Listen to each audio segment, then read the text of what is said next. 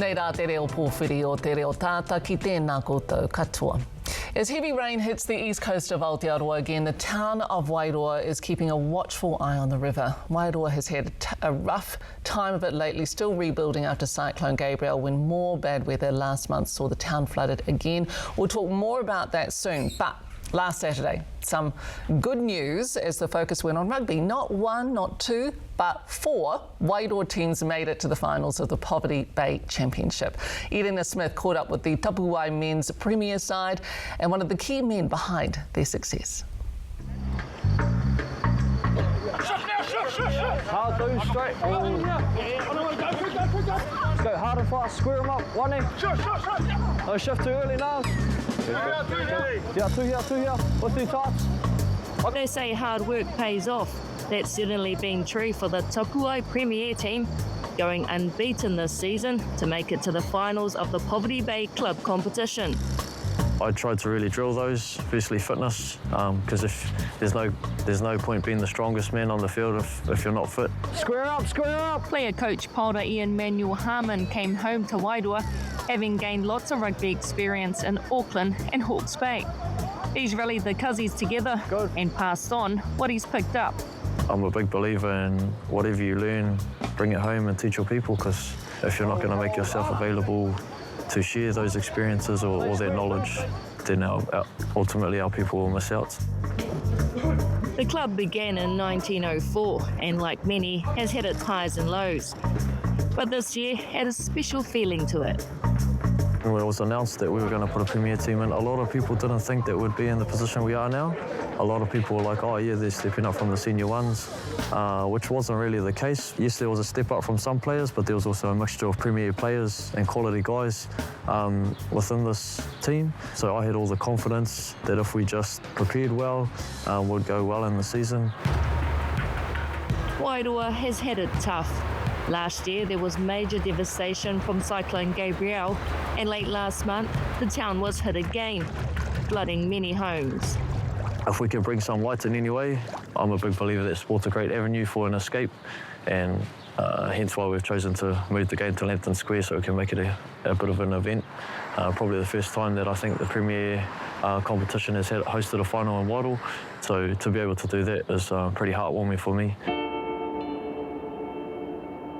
Wayne Hemmer is a player and a man who holds many roles in the club. He knows firsthand the impacts of the flooding. They've taken it up to 600 mil at the moment, but they're going to have to take all these walls down. All the carpet's been ripped out. But it's all good, because it's all replaceable.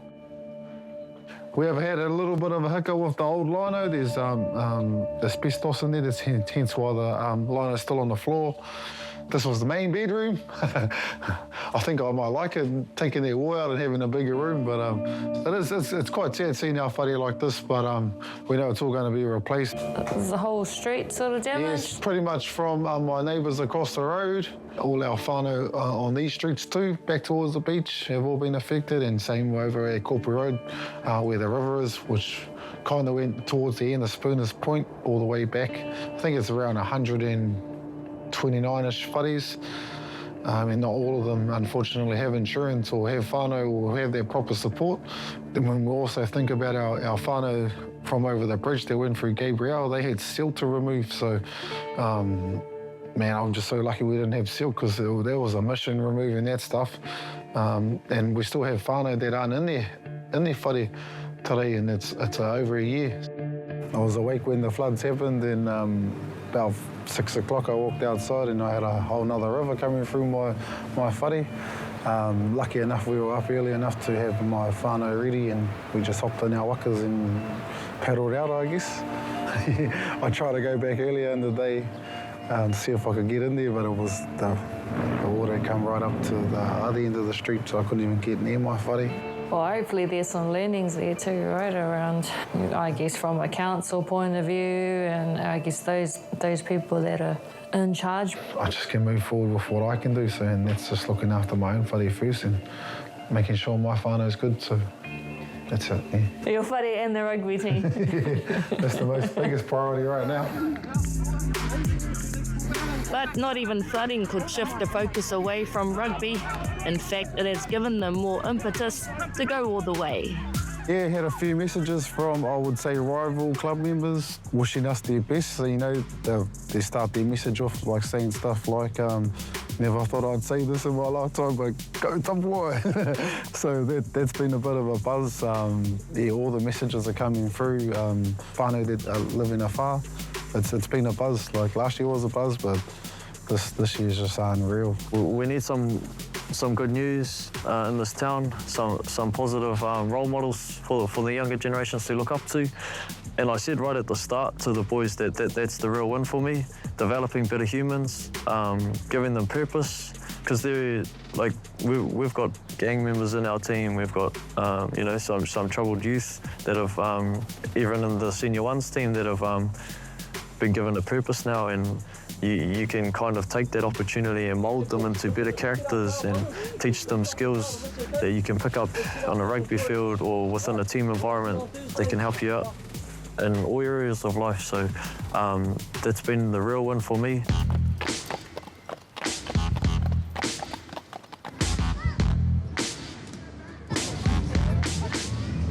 Game day, and Wairoa was preparing to host not just the Premier final game, but an all-local Senior 1 Division final between Athletic and Nuhaka,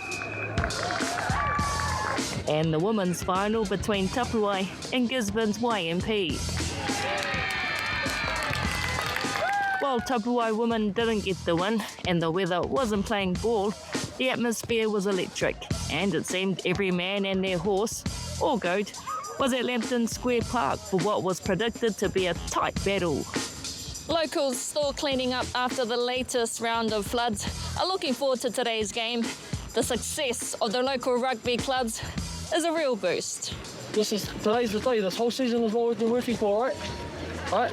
Let's blow them off the park, boys. They can't even run with us. They can't keep up with us. They ain't as fit as us. It's something good for the area, you know. Take everybody's minds off the blooming crap that's been happening around our area. Well, we got hit on the other side. Our homes got hit. And now the other whānau got hit on this side. So something to take our minds off and have something positive to think about for today. Do you know many that got hit this time? Oh, yes. A few of them here. But the whānau, my house personally got hit on the other side. We just got that right, and then the next whānau got hit on this side. So, yeah, it's pretty hard.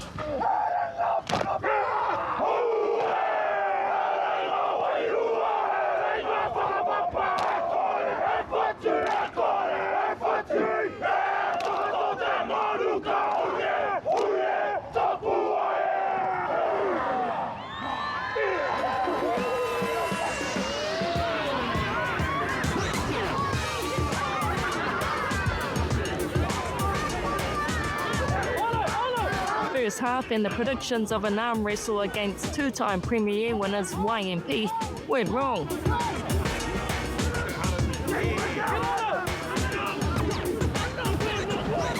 But the home side scored first, and at half-time it was 8-0.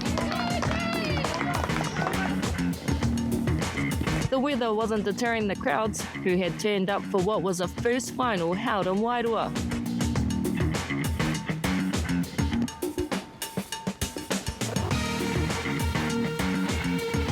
While the new coach had confidence in his plan from the start of the season, not everyone was on his waka or supported his style of leadership.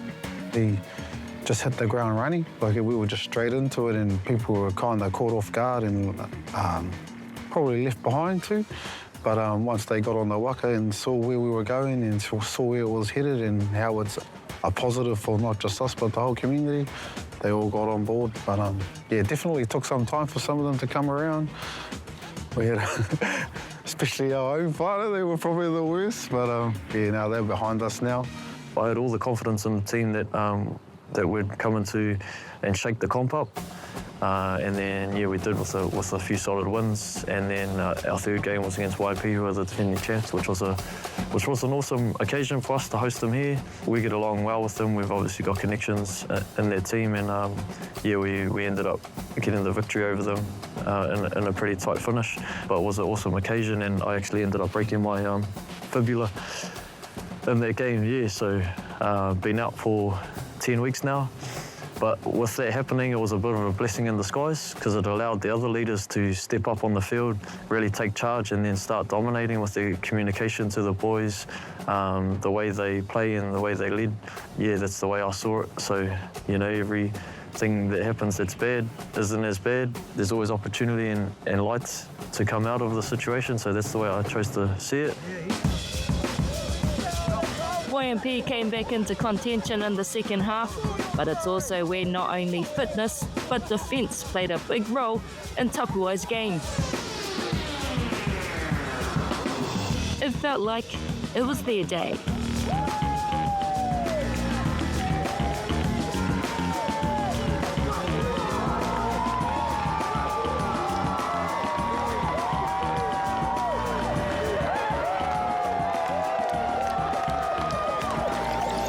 YMP tested them to the end. When the final whistle blew, Tapuae was on top, 13-5. It was an historic occasion for not only the team, but the community. Bloody grateful after that final whistle win, eh? I'm just really proud of the boys' efforts. Really massive that we could do it for this town, bring a home final from Poverty Bay to Wairoa, so massive occasion, and I'm really, really glad that we got the job done today. I'm just glad it's over. You know, it just feels like the world's been taken off my shoulders, so yeah, really glad that's over, but we're going to enjoy tonight. Probably might have to take the whole next week off, I think.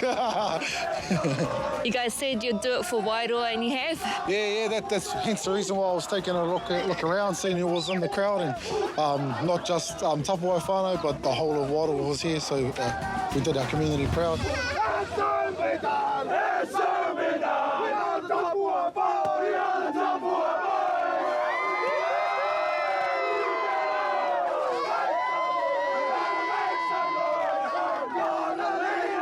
The triumph of Tapuae has been a shining light during some dark days for Wairua.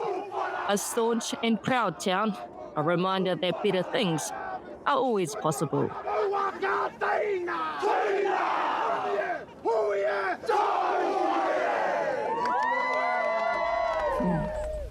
Ka rawinga mihi mai oha ki a koutou I te whānau e Irena. Nau kua marama te katoa, tēnā koe. Well, sticking with Hawke's Bay Rugby for a moment, this week we lost a magpie success story, Norm Hewitt, after a battle with motor neurone disease. He tōtara haimata ia. The All Blacks and Māori All Blacks hooker played 9 tests and 296 rep matches. He also showcased his footwork, taking part in and winning the first season of Dancing with the Stars. After public struggles with alcohol, Norm was heavily involved in youth work, drug, alcohol and violence prevention initiatives. He was just 55 years old. Moi mai rā, e te rangatira. We're staying in Wairoa to discuss how the recovery efforts are going and how whānau are handling things as the rain continues to fall. The latest damage to Wairoa could top $40 million, which the Mayor says the town can't afford. The clean-up includes moving mountains of carpet and destroyed property lining the streets. But where? The local landfill is at capacity and sending it elsewhere is expensive. With residents already facing a 20% rates hike, what does this latest flooding and recovery mean? Juanita Savage is the Civil Defence Controller and joins us via Zoom. Tēnā koe, Juanita. Thank you so much for joining us this morning. How is that clean-up going? Nā koe, Mariama. The clean-up is moving forward, but it's still got a long road ahead. There's a lot of challenges that our community faces with this recovery effort. So not only do we face a new flooding event to recover from, it is compounded to our existing recovery in place for Cyclone Gabrielle. So our Wairoa district is having to recover in many areas. The constant weather patterns that we've been hit with since Gabrielle, it seems to have hit different pockets of community each time it comes through. So Gabrielle, it hit the North Clyde side. This latest event, it hit the south side. But the other rain events that we've had in between have hit Nuhaka, they've hit Mahia. Every rain event that we have, it hits our isolated rural communities. So it's like significant events are targeting certain areas at certain times, but if we look at the reality of it for Wairoa, since February last year, it's hit us all right across everywhere. And how are people coping then, Winita? I really feel for our Wairoa community. They stand up. They support each other, even when their own homes are impacted. So our latest event, what we saw was whānau just got in there and mucked in to clean out their properties, and then they moved to their neighbours' homes. They didn't wait for help. They just got in there and did it. The support that we've got from organisations that have come into Wairoa, who have leaned in, all those agencies who have leaned in without a formal request to come in, that has been amazing. But I really feel for our whānau. You know, we talk about rain anxiety. The amount of times I hear people say to me, like just the other day I had a whānau say, you know, when it used to rain, you used to love hearing the rain on the roof and feel safe and warm in your home. That reality is no longer for our Wairoa community. That are quite fearful, and I feel for our tamariki as well, like those who their school was impacted at Nuhaka. Like, it's a new reality for our Wairoa whānau, and I really feel for them. So there's those really, sorry, yes, you're about to say the psychosocial impacts, those triggers that people feel. How are they going? I don't want to say that they're not going okay, and I don't want to say that they are okay, because they're not. It's a mixed bag. Everyone deals with the situation differently. But you've also got levels here. You've got those psychosocial impacts, the triggers, the anxiety, rain anxiety, and as you say, we don't want to say that everybody's feeling these things equally, but they are there nonetheless, and they've been there even before Cyclone Gabrielle. And so, as you say, every time this happens, people get anxious. It's a trigger for them. That's not the only thing. You have other challenges like recovery being made harder by isolation, the distance, the shortage of tradies. What would be the biggest challenge ahead? The biggest challenge is the cost. That's the cost. We're a small rating database that we can't afford this $40 million cleanup that it's estimated to be at. We need that extra support from central government to support us. But the challenge is, you know, the roading network that continually disconnects us. We are isolated often. Just getting materials and getting tradies in to support the rebuild, that's really challenging as well. So what do you need, Juanita? So you've got there's a $3 million, Wairoa has received $3 million from a bigger funding pool of $10 million to help the Hawke's Bay region clean up. I mean, this is a $40 million cleanup. What do you want from government?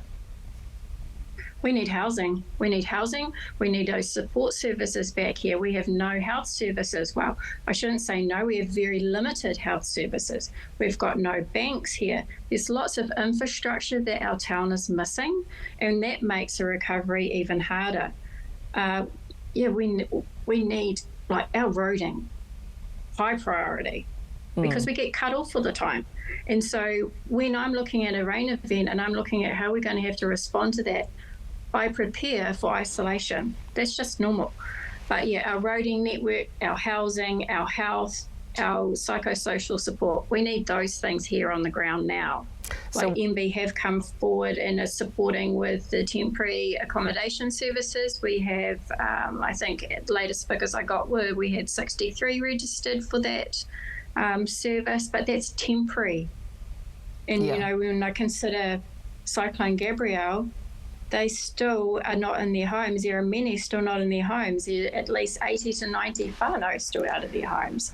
So, yeah, housing, infrastructure, we need everything. The challenges are huge, and we thank you, ngā mihi nui ki a koe, Juanita, for clarifying the situation there and the challenges ahead, and we send our love and support to you and to our people in Wairoa there. Ngā mihi nui. Kia ora. A Pride Festival celebrating all the colours and hues of Marlborough's rainbow community has been held for the first time. Luke Bird went to Te Wai Pounamu to check out Pride Wairau.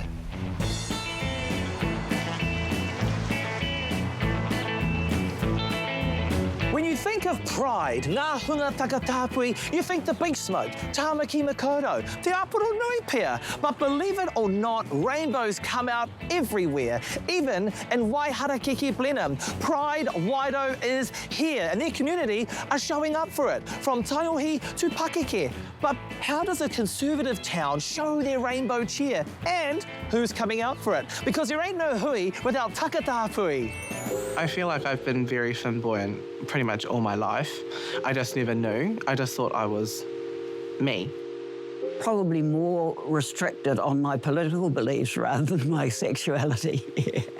As someone who's just recently come out, it just means a lot, like especially in Blenheim, just feeling the love from everyone in town. But then at 12 o'clock, the Queens, hopefully, can do just to check the venue, see the stage. Jesse North is one of the organisers of Pride Wairau.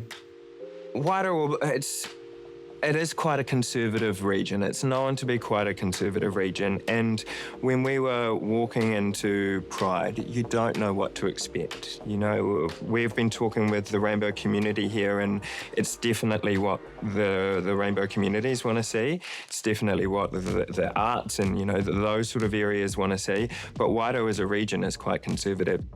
But the outreach has been huge. You know, people have been putting their hands up from every part of our community and said, how do we be a part of this? How does my organisation, my business, my family, how do we get involved? What do you need from us? Because what you are doing is mammoth. With any conservative community comes some sort of a conservative way. Any sort of challenges from the community? Yeah, there's been challenges along the way, but it's a tricky one because, you know, you want to understand why that pushback is there. And we've kind of gone down the path of, you know, we can't be upset or angry that there's a bit of pushback because this region has never experienced anything like this before. They've never had the opportunity to learn, to experience what Pride is about, that it's not this big scary thing and that the sun will come up tomorrow. Pride Wairau hosted 15 events for all ages across the 10-day festival. Ko Xavier tuku ingoa, ko mā tātua tuku waka, ko te waho tiriri tuku maunga, ko piwharangi tuku moana, ko ngā puhi tuku iwi, ko ngā tirihia tuku hapu, ko whitiora rawa ko hiruharama ngā marae. Kia ora. Well, talk about a buffet of awesomeness. Gosh, and I love that you threw in a bit of ngā puhi in there. You're a long way from up home. Yeah. Have you ever had times where you've had to not be your authentic self in a Māori setting because your takatapuitanga is more feminine? Mostly related to kapaka. I just didn't find it, like, when you do the haka, I didn't find it normal, like, being in the staunch stance where I just want to, like, be me. So what did you do? I pretty much just did what I was told and just stay in the the staunch haka stance. But then last year I went up to good old Tāmaki Makoto and saw the Te Matatini and I was like in awe with like all the other groups, especially Angitu. Kōrero. When Angitu went on stage and I saw on how their pere and tūhoi pāmai pāria were wearing like a korowai in a way, and the female, the wahine piu piu, and they were just being them. And a full glam. Yeah, and a full glam. Oh my God. But then I saw Pere and Tūhoi perform the poi for the first time, and I'm like, wow, I didn't know we could do that. The night after that performance, my whole kabaka group had like just like a sentimental kōrero about the whole experience in general. And I brought up that if I was allowed to, I would love to do the poi for regionals. And the fire went, of course you can. I was like, thanks. Pride Wairau. Why do you think people are so behind it? And why do you think your community here in Blenheim is so behind it? The Takatapu community is like it's not seen here that much. So I reckon with Pride Wairau, it was like pretty much the stepping stone into getting the whole town to see us as who we are. Evan Wood, who's 65 years plus GST, is one of those who has been waiting for Pride Wairau. Well, I didn't know I was queer, really. My next eldest brother, and the brother's 2 years older than me, sometimes called me fruit and things and laughed at me and things. But I didn't know why they were laughing. I knew I was different. I always knew I was different. But I didn't know how I was different. Even though my mother said I wasn't going to get married, I did. The expectation was to have a wife and family and the mortgage and all the rest of it, really. So at around about mid-20s or something or other, a woman who was looking for a husband quite desperately invited me to a bed, and that's how it happened, really. So have you suppressed it for a wee while? Oh, most of my life, probably. Yeah, why do that? Because I didn't want to offend anyone. And I always wanted to have friends. I didn't want to put anyone off. And sometimes I got, friendly with someone, and I couldn't tell them because it might destroy the friendship. My daughter and I were doing the dishes one night, and I said, "Oh, do you realise that I'm gay? How will you cope with that?" And she said, "I'll cope with your sexuality if you can cope with mine." Why is Pride really important to you? Because it makes the community more aware of all the queer community as a whole too, really. And as one of my friends said at the opening the other day, "You've been waiting for this for so long, haven't you, Evan?" And I said, "Yes, I have." The occasional bit of weather didn't dampen spirits or the turnout. What we have found through starting to organise Pride Wairau is there are a lot of good people doing good things in the community already, and we have just never been in one room to talk about the great things that we're doing. Blenheim's quite a conservative place. It was even quite hard for me to be myself in town, but then I just started not caring what other people thought. So I can be much more open. And when I was with a group the other day, I said, "Oh, I went to the Pride opening and it's been so good." No one batted an eyelid, so you don't have to worry, really. Yes, I can be much more open and free who I am. And I can be stupid too.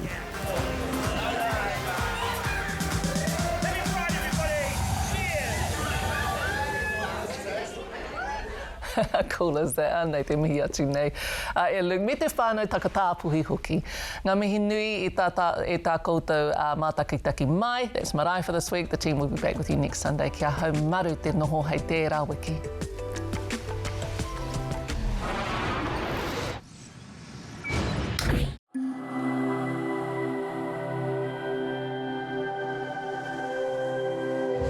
Ko te reo, te take.